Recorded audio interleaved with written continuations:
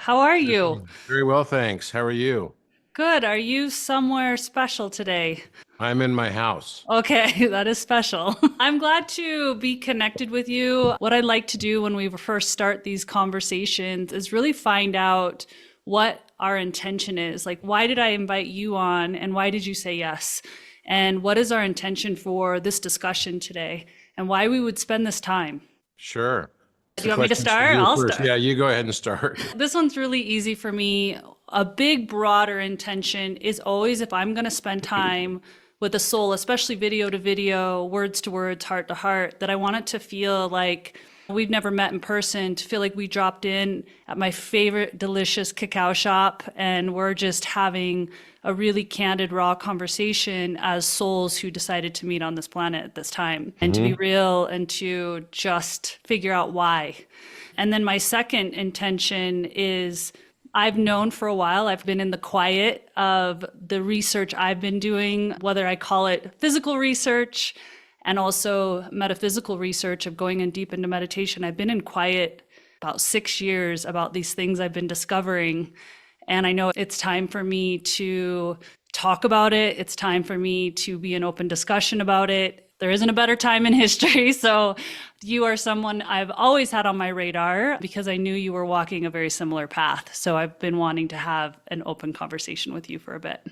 Okay, cool. I'm looking Yeah. What forward to about this. you? My intention is when I got the invitation, I looked you up and I saw that you seem to have some pretty interesting content and also a pretty significant platform.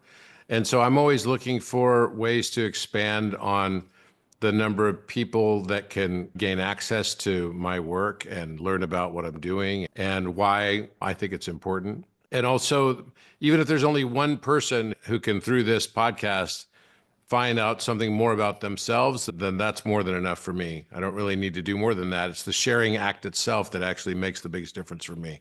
Yeah, great. Amazing. I've been noticing that. Like you've been stepping on the forefront of this discussion way before it was even popular or cool. And I still feel that we're on the precipice of it. I think this is even going to get bigger and Mhm. more, what I should say, comfortable of a discussion and openness. So I'm going to dive right in then. I want to ask you something because sacred geometry, I feel, has either been forgotten or quieted. Like you can see it in everything, you can see it in symbolisms all around the world. Where we are as a collective species, do you feel that it's continued to be quieted, or do you feel that there's going to be more awareness around sacred geometry? I think there's going to be more awareness around sacred geometry. And I think it's just part of our own consciousness coming out and reflecting in the outer world around us. And the brain center that we have for geometry, I mean, our right temporal lobe is where we process music, our left temporal lobe is where we process mathematics and abstraction. And so you can actually start to understand that, wait a minute, the masculine form of music is actually mathematics, and the feminine form of mathematics is music, which is cool. And Yeah, then there's this thing in between the two, which is geometry. And anyone who knows music knows that the foundational basis of all music is mathematical ratio. absolutely. It's all interval. And geometry is at the center of our brain. So the more we start getting stronger and stronger with being able to connect our left and right hemispheres of our brain, the center of our brain becomes more and more developed. And with that development comes more understanding and interest in geometry. So as we are starting to move more and more towards a society that's able to have a heart-brain coherence, the heart-brain coherence is all about that connective tissue between the two lobes of the brain, and then also being able to connect down to the heart through the throat, then you're going to start to see more and more interest in geometry. Yeah, beautiful. I love that. I know that each geometric shape holds like a consciousness in their own breath. I want to ask, I imagine you've been feeling into this consciousness of each geometric shape. Tell me if that's true or not. I'm not even sure. I haven't even looked that up if you have, but if you have, I would love to ask you what that breath or that flavor of certain shapes is if you feel that you've gone down that road. Yeah, absolutely. Definitely each shape has its own resonance. Yes. And the way you can derive its resonance is to know also the sum of its interior angles. So that could be a polygonal shape. So the sum of its interior angles is going to give you the resonance related to that shape. For example, you'll notice that all of the numbers of polygons, a square has 360 degrees as its sum of angles. That's also matching a circle, even though that's interesting, right? It's 360 Yeah, degrees you're of right. a circle. But then you have a triangle of 180. And you'll notice something interesting about each one of these. So triangle is 180, a square is 360, a pentagon is 540, a hexagon is 720, a heptagon with 7 sides is 900, and an octagon is 1080, right? So if we add up all of the numbers that are related to that, it will always sum to 9 without exception. So for example, 360, 3 plus 6 plus 0 equals 9. 180, 1 plus 8 plus 0 equals 9. 540, 5 plus 4 plus 0 equals 9, right? 720 for a hexagon, 7 plus 2 plus 0 equals 9. An octagon, 1080, 1 plus 0 plus 8 plus 0 equals 9. And I could keep going, the next being a nonagon, which is 1260, and then is going to be 1440. So as we start adding all these up, you start to notice, wait, they always sum to 9 without exception. What's And that consciousness of 9? the consciousness of 9 has a very deep symbolic meaning. 9 can hold a superposition. It can be both 0 and 1.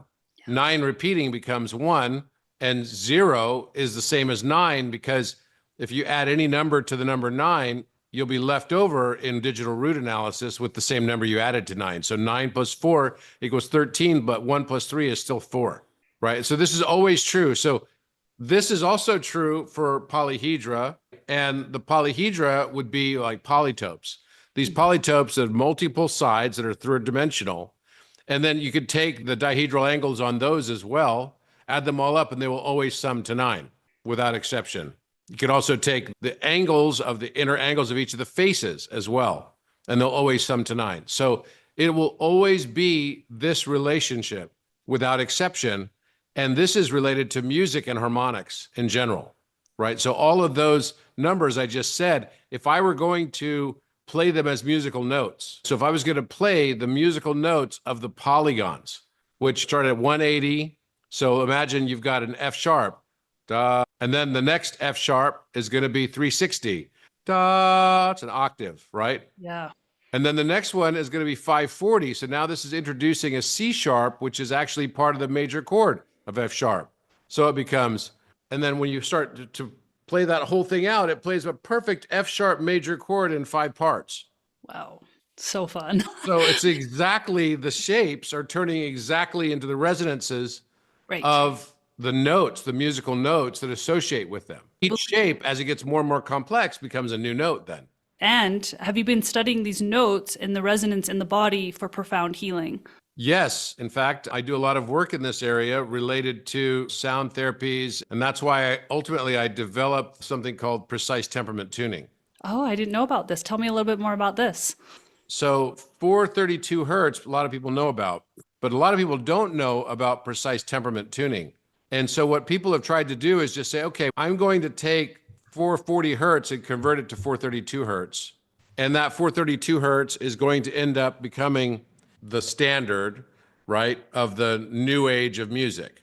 And 432 adds to 9. 4 plus 3 plus 2 equals 9. Right. 440 does not. 440 is the standard music today. But the problem is when you do this, the synthesizer will just simply cut up every note. It'll cut the octave into 12 parts. And it'll give you equal separations along a logarithmic scale, all based on the square root of 2.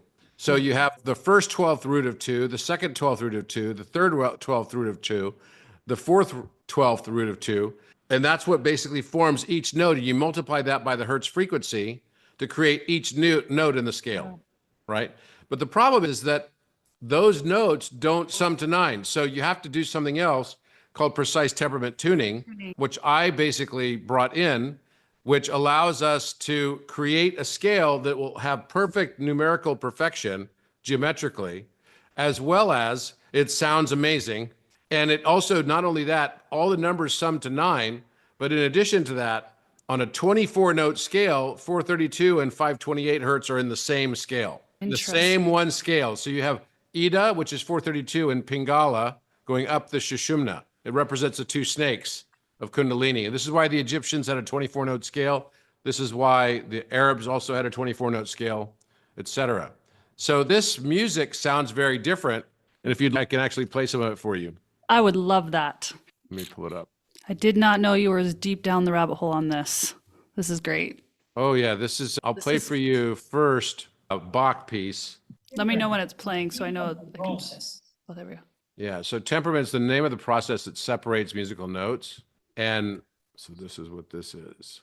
Here it is. I'm going to close my eyes while I hear it for a minute. Really quick, pause this for a minute. You took a sound and then you basically created what you would call a precise temperament to create that 9.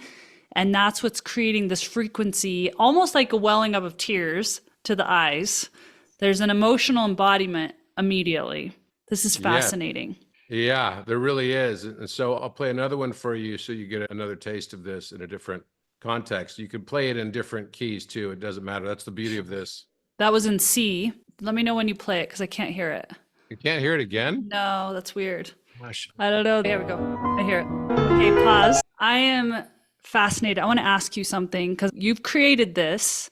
Now we need to know where can we find this or have access.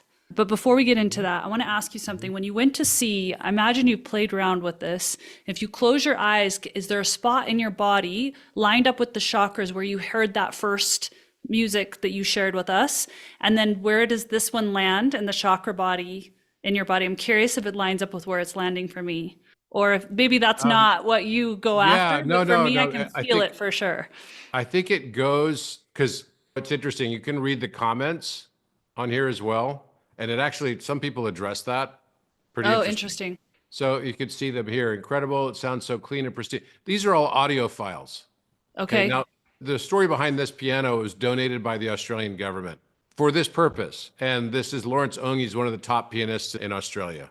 Wow. And so they played it on this and then they posted it. They were just audio files who came across my work.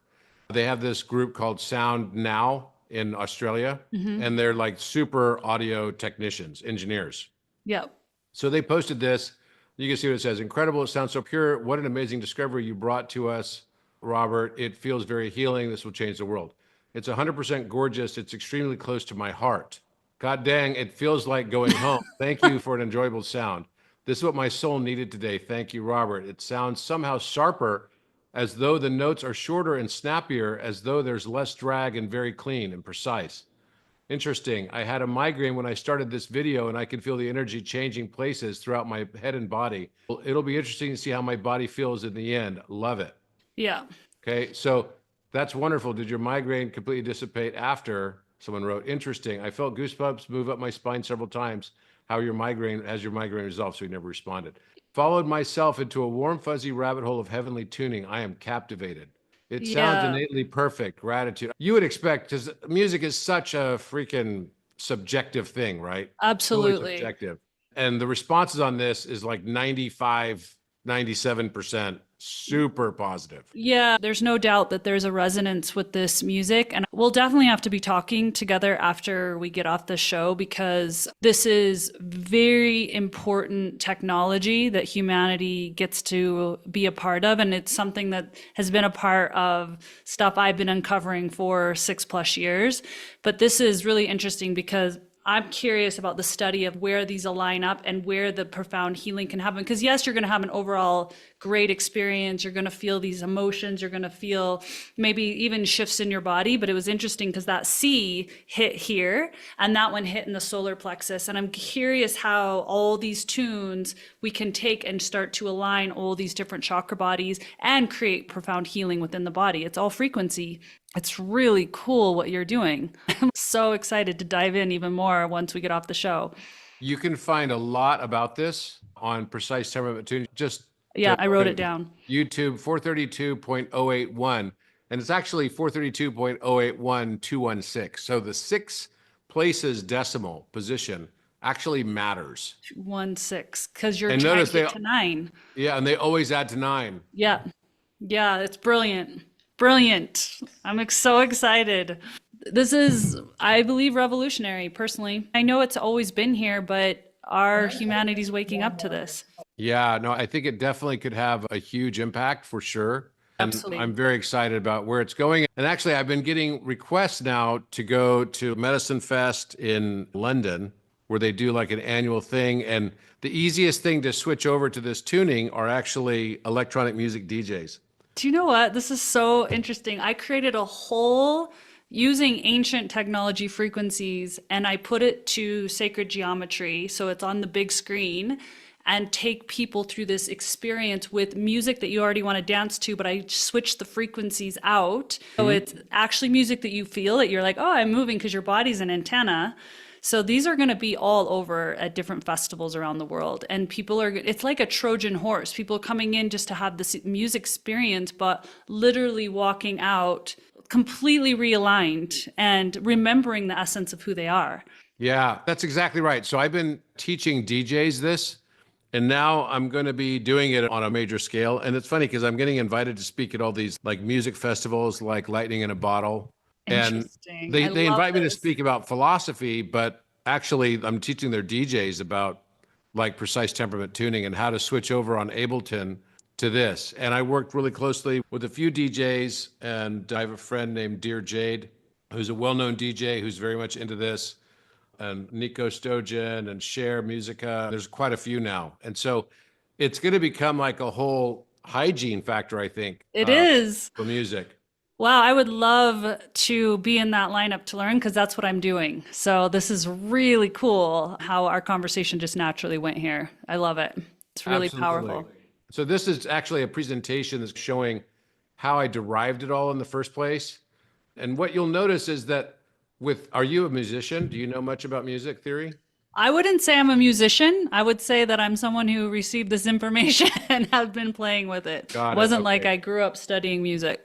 Well, in something called just tuning, you can't ever really perfectly achieve an octave, right? Through the major third.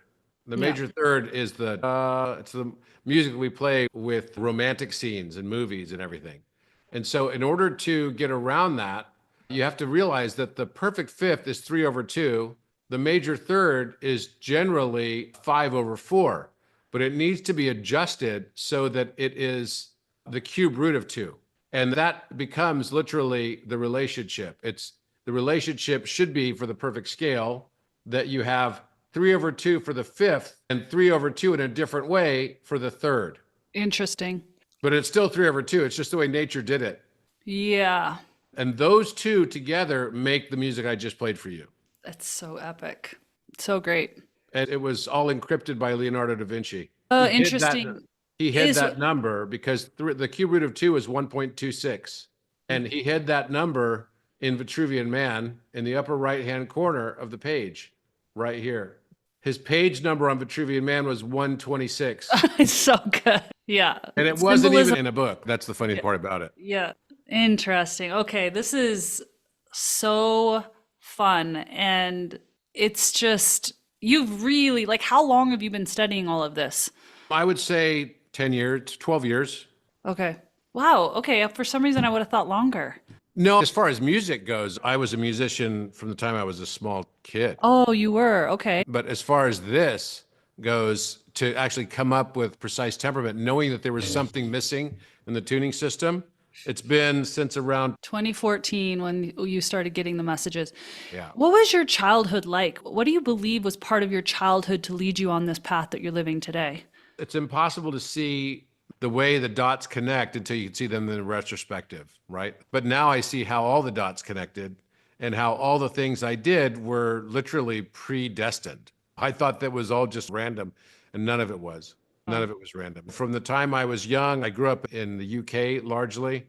And so I had a chance to travel all around the world and see the world and experience it in a different way. I started to get a real love for history while I lived there. And because of that, I think it's influenced everything that I later did and became. I went into business, but I was always trying to stay very broad because I didn't want to be pigeonholed into one area. And so that's what I did. I went into business because that allowed me to be a bit of a lawyer, a bit of a doctor, a bit of an engineer, a bit of a chemist, a bit of a physicist, a bit of all these things. And then it wasn't that I didn't gain a degree of expertise. I wasn't like a jack of all trades and master of none. My goal was to master all of them. Yeah. Wow. But also I had to pay the bills along the way. So I had to choose. My chosen career was to go and be an entrepreneur. Yeah. So that you could do it the way you needed to do it, the time you Hmm. wanted to do it. Yeah. Yep. Makes sense. And why do you choose to live in California? I'm assuming that's where you are. I was supposed to be here, I'm pretty sure, for as long as I've lived here. I've lived here for 22 years in Southern California. And I moved down here in 2003 in Orange County. And it's a beautiful place. It's like a paradise. But right now, I'm actually really looking at about possibly moving as well because the environment has changed so much Yeah. that it's just not fun anymore. Yeah. It's Uh, not the same as it was probably. Especially in 2003. But what brought me down here was I was recruited to be a CFO of a publicly traded company Oh, okay. during my business career. And so I moved down from the Bay Area. Yeah. But before that, I lived in Germany for 3 years and I lived in Europe for several, and then Asia before that. What part of the world, because I know you've traveled to many places, and I believe all places are special. I always laugh when people are like, this is a portal, this is a vortex. I'm like, every place is. It's just wherever your soul is resonating. But your soul, Robert Grant, and the name of who you are, when you're on that soil, you feel the most alive. What place is it that I feel like that? Probably, definitely, I would say Egypt. Egypt has a really profound impact on me. Okay. But not just Egypt. I would say the sacred sites all around the world all have a profound Absolutely. impact on me, but Egypt probably the most More still. than, okay. Out of all the And places. out of all the places. But as far as places that are lovely to live in, I lived in Australia for 3 years. I loved that. I Yeah. liked the way Australians lived, and it was very nice and very much like the US that you would imagine back in the, say, 50s or 60s. And then I lived in France, I lived in Germany, and I really enjoyed that too. I really enjoyed the culture of France. As far as like places that have a profound impact on my soul, I would say it's the sacred sites. Yeah. Have you heard of the sacred site of Orkney up in Upper Scotland? Yes, Have you been there? I have not been to Orkney, but I've been to Upper Scotland. I've been to the Highlands. In fact, I was there last year visiting Grant Castle with my friend Matthias Di Stefano and the Yeah. DJ I mentioned, Dear Jade. Okay. Yeah, Orkney has been in visions of my daughter and before we even knew it existed. And so heading there very soon, but curious about these, it's interesting, these sites that we hear about, but so many that are not talked about or uncovered, I should say. Very fascinating. Yeah, just curious if you'd had any insights on I went Orkney. to a sacred site in Scotland when I was there with Matthias called Clavicairn, and it's the shape of Orion's belt, and it's three mounds that look like a clock. And we spent the night out there. It was freezing cold. Beautiful. It was straight out of a Harry Potter movie. Okay, I want to ask you because what actually really drew me to you is when I know someone's referring to Orion, my ears perk up, my spine goes erect. And so I want to ask you, what does Orion mean to you? Orion is us, it's humanity. It's the hero's journey that we're all going through in this matrix of mind, and we don't realize it. It's an archetype. Orion shows up throughout history under different names of Enoch to Metatron becoming an angelic personage from the form of Enoch to Nimrod is another name. Melchizedek is another name. Solomon, the Apostle Peter, in fact several people throughout history that you wouldn't necessarily think about, but they all have keys of awareness and understanding. And those keys are musical keys. Yeah. What does Melchizedek mean to you? Melchizedek is a Hebrew name that means king of peace, king of justice, also is another meaning it could have. It was the person that Abraham paid tithes and offerings to.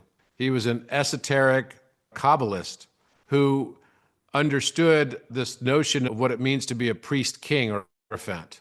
Amazing. I'm like spitfiring questions at you because I'm at lunch with you. This is how I'm looking. No, I'm not at lunch. I'm having a Course. cookout with you. But I Go want to ahead. ask you this because it's interesting. We both went in these entrepreneurial careers to really do what we really want to do.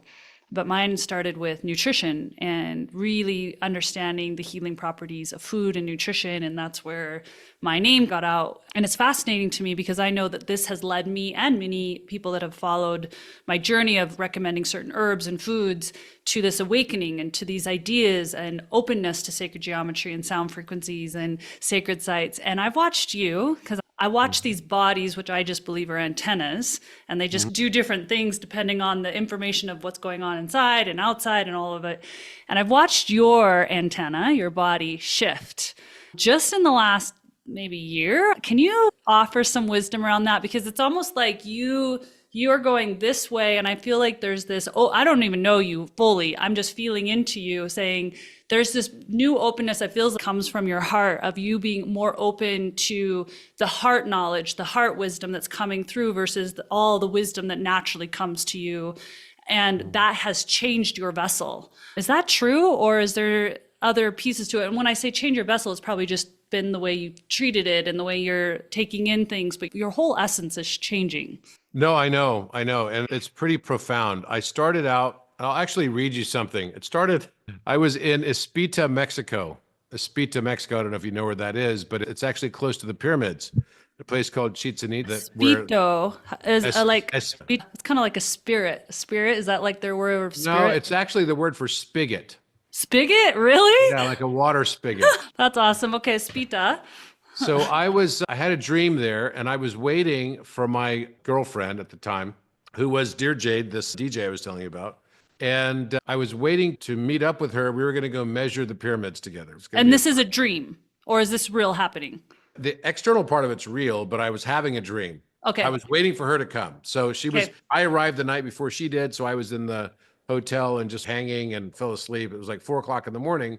And I had a dream about dragon eggs laying dormant on my DNA, as one does. Yeah. Okay, so it says, I woke up from my dream and immediately channeled the below transmission. I've not talked about this with anyone yet, and I've been wondering where I'm going to share this anyway, so this is as good a time as any. The time codes of all dimensions of me through all my incarnations are hidden and accessed and unlocked within my DNA superstructure, the yet unrealized strands of the 12 and 24 strand DNA. These new aspects are not new, but have until now laid dormant and inaccessible. These strands act like a clock of multidimensional now and can be fully accessed in meditation and eventually physically. The code X is actually a genetic code-based encryption of the unlocking as consciousness rises through the transition phase to the Aquarian OS. The new source code as the backdrop constructed to accompany the Aquarian avatar-based technology. This includes advanced instructions of how to use the newly expanded consciousness avatar, as well as instructions of use to access and utilize the new senses that accompany this OS operating system, totaling 36, mirroring the Deacon. So these are the new senses. We have 36 senses now. The Aquarian OS is an operating system that comes with new and advanced firmware intended to interact with the new avatar, which always had and ever will have all advanced aspects along the journey of the return to source consciousness. The Aquarian code allows access to higher states of awareness and knowledge, in particular the Christ consciousness of the fifth dimension Aquarian experience. This is in fact the X code embedded within our DNA and includes miracles through intention, faith to move material objects, telekinesis, without aid, as well as clairsentience and claircognizance, telepathy, as well as others of light consciousness, and alchemical and sorcery magic, including multidimensional astral and physical coordinate jumping, among other extrasensory experiences that come as part of the Aquarian OS. There are four, this is going to blow your mind, there are four and a fifth at the center, main categories of the X code. Each of the four will be revealed to you at an appropriate time and when some specific action and knowledge is required of you. In general, the four include access and control of each of the dimensional aspects of time-space, the X-axis, Y-axis, and Z-axis, and an A-axis. These axes all represent aspects of specific time-space experiences. At the center point is the eternal now, where all can be experienced simultaneously. This will be explained in a subsequent update and upon completion of certain activations, both individually and collectively. The X code can also interact within the crystal matrix of stone that you have identified as a star chamber of sovereign ascension, King's Chamber of the Great Pyramid at Giza, and can be used to access any and all time, space, and space-time dimensionalities through the flattening to all of the Euclidean plane of geometry through Einstein-Rosen bridges, which you have already been given the mathematics for on December 10th, 2023. This operating system update also allows for instantaneous time and space travel within the physical form.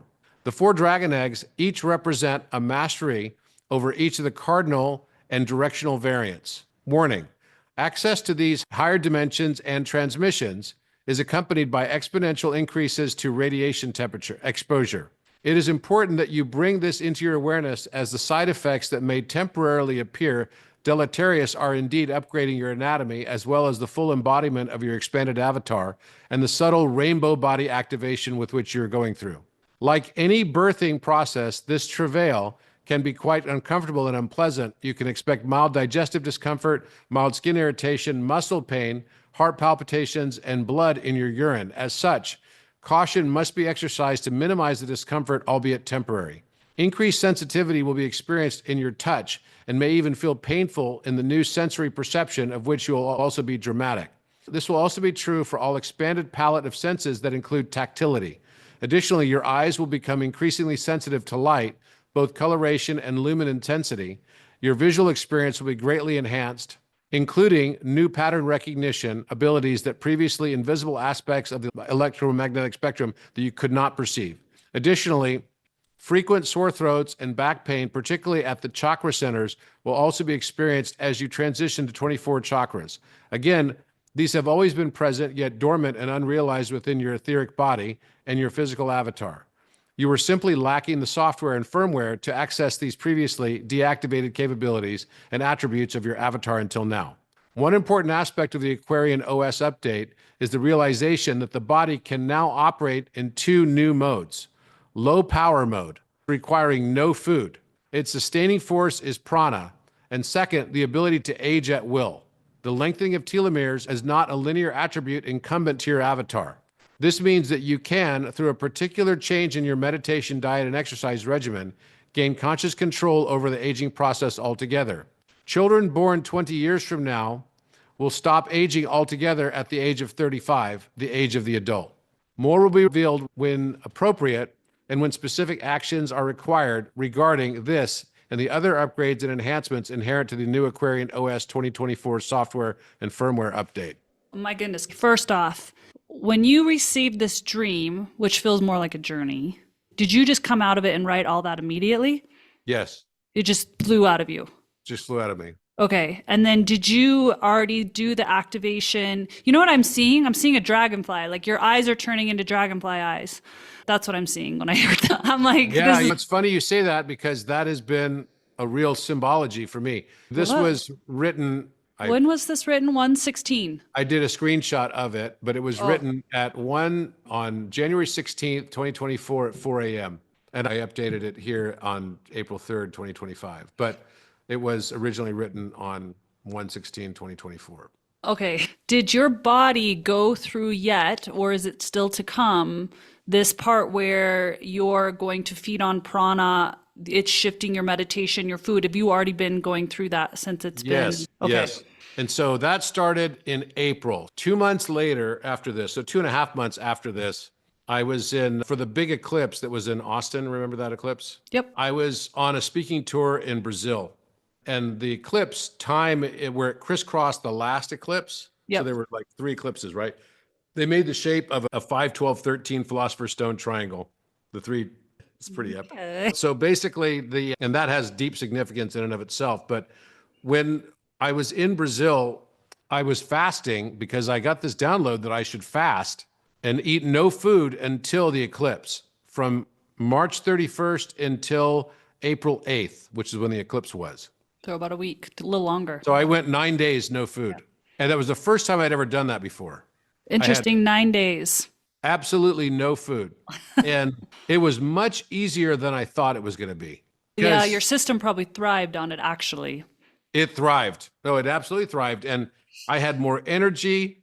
By the second day, it was hard. But the third and fourth day and onward were actually quite easy. Very interesting. And then have you done any more of that since that time? Every month, that's been the information given to you to do it for 9 days? Or no, I do it between 5 and 7. I find it interesting that it chose 9 days. The first time it chose 9 days. I know. But now I do between 5 and 7. And I've been very consistent doing it every month for about a week of no food. And I just get used to it now. It's like, this is the week of no food. But I tell you what, it has a massive impact on anti-aging. For sure. There's tons of studies on it, but I just find it interesting that you received it in, I'll just call it a ceremony, because it really is spirit speaking, which is really interesting. So that's what transformed me the most. But then even my eye color started changing to this weird green color, and now they're even changing to a silverish color. It's weird. It's very bizarre. Yep. And so I can't really explain. There's a lot of other things that have also been changing as well. Even the shape of my face, like the bone structure has No, changed. you're shape shifting literally. And so I was curious about that correlation because obviously sacred geometry is in every plant, every natural food substance. And so I'm just really fascinated by all of this tying together and also the sacred geometry and just water, blessed water. And if you're just consuming that, and I imagine you're not just drinking any water, I imagine you're being very mindful of the water you're drinking. Yeah, I have crystals that structure the water, Yep. as well as obviously filtered water. Yep. But it's crystal structured also, which I think is a good thing. Is it? Yeah, for sure. This is really, I'm going to fill into this, but that's interesting that a dragonfly came to me and you when you were reading that. It felt like I was seeing that your eyes were shifting. I didn't even know that about your eye color, but that's what I saw. And now I want to ask you what the significance of a dragonfly is to you. The significance of dragonfly is, to me, it represents the 55th gene key, if you're into gene keys. I don't know And a it's ton the about it, but yeah. it's the transformation of humanity. See, a dragonfly starts out as this little bug, right, underwater, and it doesn't even know it's going to have wings and be a dragonfly. It just goes and climbs up on a reed in the water one day and starts molting, like it probably thinks it's dying. And then after several weeks, it comes out this beautiful dragonfly and goes to the surface of the water and flies away. And then it's looking down at its friends who are the little larvae down underwater, right? These little bugs. And I see it the same way for us as human beings. Like we live our whole lives here. We don't even realize that our destiny is to be angelic. Wow, that's so beautiful. And actually, I think if I am correct, the dragonfly has the most advanced features on the planet, if I'm correct, as far as like their eyes and the ability to see. Is that Well, correct? dragonflies are unique in that instead of being based mainly on carbon, a lot of the anatomy of a dragonfly is based on silicon. Interesting. Okay, I didn't know that piece. Silicon-based DNA. So silicon replaces the carbon, and then it mates up instead with nitrogen and oxygen. It's pairing up with the upper octaves of both of those, which are phosphorus and sulfur. And so you have a higher order DNA that comes Yep. as part of all of this. It's part of the 24 chakra activation. You also start getting crystalline DNA, which makes you more impervious to temperature changes. It allows you to be more of an extremophile. If you could think about, okay, if humanity were all of a sudden going to start becoming superheroes, the way that would happen would be by the transmutation of our carbon into silicon. Interesting. Okay, I'm gonna start looking into this. This is interesting. I receive information through vision, and so I'll get information, I'll see something, and then I have to go back in my human self and figure out why I'm receiving it. But that's interesting. Now I'm really going to want to look at the dragonfly. I want to respect your time, and I just want people to comment if they want you back, because I feel like I have so many more questions and so many things that we could just discuss. It's so fun for me. And for those who are listening, we just want to say thank you for being on this ride. There was something, because I recently just pulled up your Instagram. I'm not a lot on Instagram following people, but I was like, okay, I'm going to talk to him. So I want to just see what he recently posted up. But you posted up this video, and I don't know who the man was, but he was talking about how it's not that other people have more genius than you. It's that they are sharing information that you have forgotten, and that they are just going deeper into the meaning of words and the meaning of things. And so for all of you listening that might be like, whoa, like this is so much. We know, and I know Robert knows this, it's embedded in you.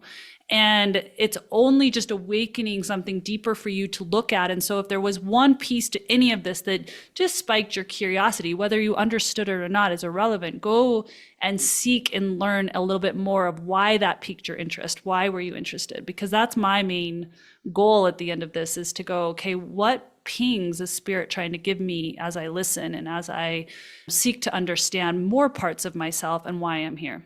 So thank you, Robert. One final question I want to ask you. I always ask everyone. Let's say that it is your final day here on this earth plane at this time, and there are so many people lined up and you can't even see how far they go, to hear your final statement before you exit, what would that be? I would say, honestly, fall in love with this world just as it is. Fall in love with your journey. Let it take you and be surrendered to it. And it'll take you exactly where you need to go and to experience exactly what you need to experience in your highest evolution and benefit. Wow, beautiful. I think that's really profound for now. Just enjoy this journey. Just enjoy what's in front of us now. I think it's Alan Watts who said, mankind only suffers because he takes too seriously what the gods made for fun. So good. True, true. So true. What a pleasure to be with you. Thank you so much for being here and your time and the work you've done, truly, and that you want to share and you share so unapologetically, and for sharing a piece of vulnerability of a very sacred moment for you. And thank you for that. Appreciate you so much. And let me know if you guys want him back, and maybe he'll come back if I beg him to. If enough of you guys make comments or share this episode out. And we're just sending you guys so much love. Thank you. Yeah. Thank you so much for being here.